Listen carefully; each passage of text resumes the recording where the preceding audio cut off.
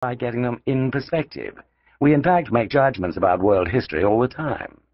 All the better then to make them as seriously and as consciously as possible, whatever the shortcomings of our attempts to do so. Our minds are not going to be empty of them. One way in which I hope to have made this a little easier is by recalling something too often ignored, the importance of historical inertia and the sheer weight of the inherited past. This is not just a matter of what we can see. Ruins and beefeaters are interesting, but of minor importance, but of the mental and institutional history lost to sight in the welter of day-to-day events. This may be even easier to grasp in the light of resurgent Islamic fundamentalism than 10 years ago. Then, too, while it was easy to recall that what was called the Cold War dominated much of the 1950s and 1960s, we often overlooked its deep background in forces molding the outlook of Americans, Russians, and Chinese centuries before arguments could take place about capitalism and communism. Distant history, in such ways, still clutters up our lives. Even our chronology is soaked in history. There is no good reason in this book to set aside the Christian chronology, which divides the past BC AD, and was first adopted in the 6th century AD for, say, the Japanese or the Islamic alternatives. But AD 1941, to take a year important in both Japanese and European history, is just as conventional a way of putting things as is the year 2601, which is the form once favored by some Japanese nationalists. Calendars are cultural artifacts. Our choice of chronologically significant dates around which to construct them is shaped by history. The effects of inertia are offset always by another fact which shaped the general argument of this book: mankind's unique power to produce change. For most people, this may well seem more obvious than the way past history clutters up human freedom to act. The acceleration of change, its growth in scale, and its wider and wider spread are irresistible evidence of an increase in conscious power to master the world of nature, and one reason why people have underrated the weight of the past. Such evidence has accumulated further in the last 10 years. Lately, though, this mastery has been understandably clouded by disaster. The enthusiasm once felt for technical and intellectual achievement has fallen into disfavor in some quarters. The Great Depression, Auschwitz, and Hiroshima have been followed by pollution, fear of overpopulation, and the threat of war with ever more frightful weapons, to name only a handful of 20th century evils. Many people distrust Promethean visions of man which were in the past too easily distorted into an optimism which assumed that inevitable success lay ahead. They think such views dated and shallow, and they are right. They recall that the cheerfulness with which H.G. Wells contemplated the past in 1920 gave way to despair when he looked at the world at the end of his life, a quarter century or so later. Though I can respect some of these misgivings, I do not share the pessimism which is often drawn from them. I doubt whether a knowledge of historical facts has much to do with most people's optimism or pessimism. Such feelings seem to me to be usually a matter of temperament. But even if this impression is wrong, it does not seem to me that many safe predictions can follow from such facts as history provides. We can only make judgments, not necessary inductions.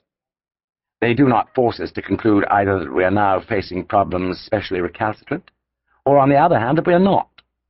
The resourcefulness and ingenuity so far shown by mankind in asserting its conscious control of environment is not now invalidated because huge new needs and problems have arisen from human achievement itself. Such problems need not be insoluble in principle, though the cost may be some major discontinuities.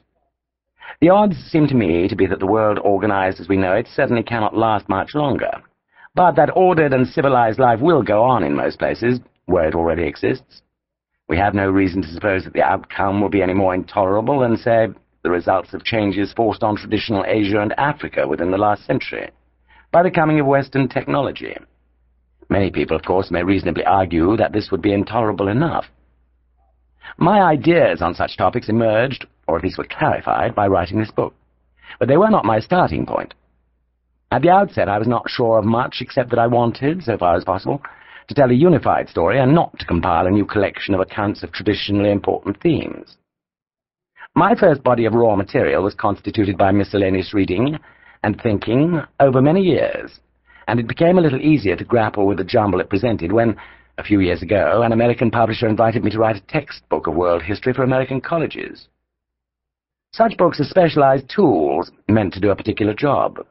I deferred to the views of my publisher's technical advisers in writing it, and the outcome was, I hope, good in its way, but it was not a book which said quite what I wished to say to the general public. Yet, by forcing me to a first ordering of my ideas, it was a big step towards that goal. When I began to write it, I had already decided that this book, too, would be written, so that work on the two versions could not, for some time, be distinguished. They were both shaped by a desire to avoid the encyclopedic detail which often passes for general history. My aim has been to set out the major effective historical processes and their comparative scale and relations, not to provide continuous histories of all major countries or fields of human activity. Those who look for them will not find in this book the names of every American president, nor those of all notable Italian Renaissance painters, nor the dates on which each African state emerged from colonial rule, or their names either, for that matter. The place for such facts is an encyclopedia, and it is also true that I have neglected many areas which interest scholars, and some others which possess a certain glamour because of the spectacle of what they've left behind. We still gape in amazement at the ruins of Yucatan and Zimbabwe, and wonder over the statues of Easter Island. Yet, intrinsically desirable though knowledge of the societies which produce these things is, they remain peripheral to world history. I therefore only briefly sketched the early centuries of Black Africa, or the story of pre-Columbian America. What Europeans later brought back from and did to such societies is a different matter. That has shaped and continues to shape our lives, even if only in small degrees. But nothing in Black African or American history between very remote times and the coming of the Europeans molded the great cultural traditions in which the legacies of the Buddha, the Hebrew prophets, Plato, and Confucius were for centuries, and are still today, living and shaping influences on millions of people. I hope I've also avoided the seduction which the historian must feel when material is plentiful. It is always tempting to write about topics which have given rise to much debate, where records are plentiful and monographs based on them are piled high.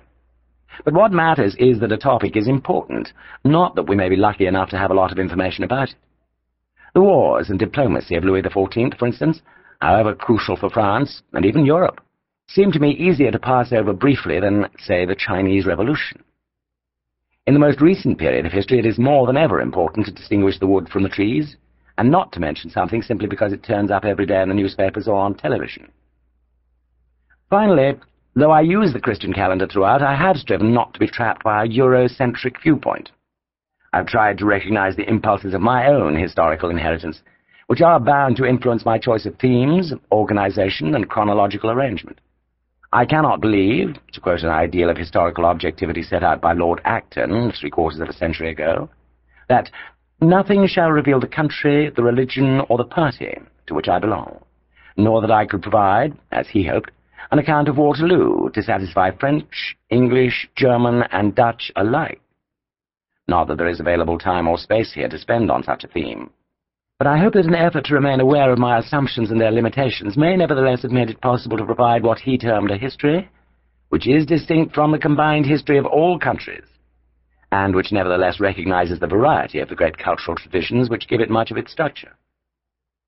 Judgment whether such aims are or are not achieved rests always with the reader. He should blame no one but the author for what he finds inadequate or erroneous, nor indeed for anything else in this book.